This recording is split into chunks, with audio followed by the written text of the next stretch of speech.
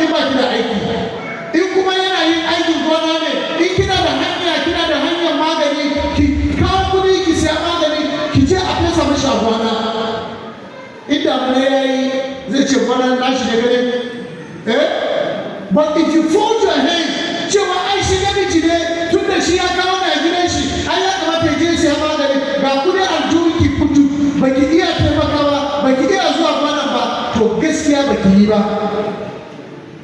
An ce Allah ya yi ma Adamu mataimakiya mai menene mai dacewa ba mai dace ba ne.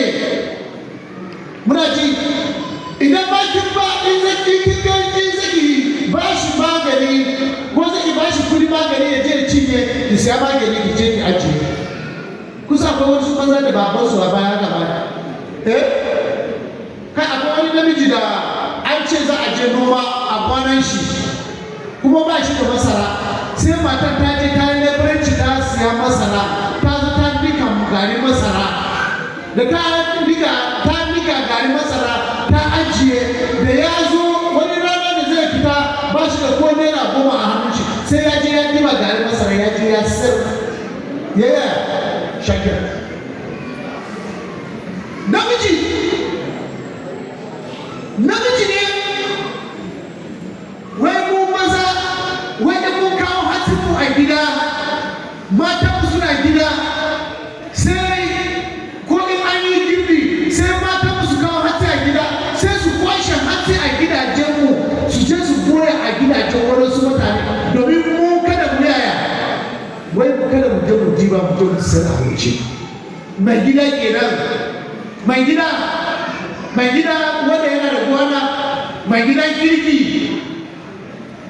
mata ne goyi mana kayan da yi noma a gona. Jama'a Allah mai hatara don haka kada wani yi wasa da wannan damina. Kayan gona ba su da kudi amma kada mu zauna domin ka zauna fa to nan gaba ka yi ihu.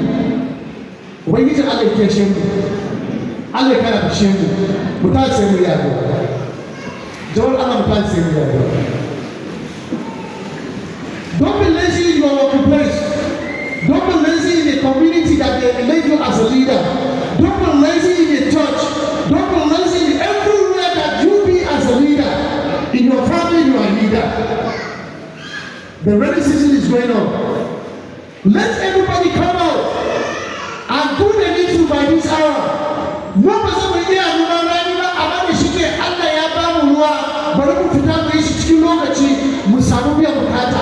In mun fita kada mu bar ƴaƴanmu. In ka fita ka bar ƴaƴanka baka su je makaranta ba su je wani aiki suna gida, kafin ka dawo su je su yi ɗauka kayan wani ka zo ka yi rikici.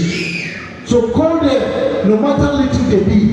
In weekend ya yi in akwai inda ana so koya ka kira ƴaƴanka ka je ku biya wannan bukata. Allah zai sa mana albarka a cikin sunan Yesu. Cikin littafin Malakai ya ce ku yi aikin gona abinci ya samu a cikin haikali na mutane su samu biyan bukata, masu wa'azi su samu biyan bukata, gwamnati su samu biyan bukata, waɗanda ba su da shi samu biyan bukata. Don haka you are very important in our service this morning by drawing your attention about the rainy season. When times come like this, look for the good seed, go and sow, go and plant them for the next coming time hours. Months that to come, in that your name will be glorified. Yes, mun gode muka da mun kai mana kwatanci da mulkinka akan mai noma da iri da aka shuka da yadda zamu gyara ko roke ka.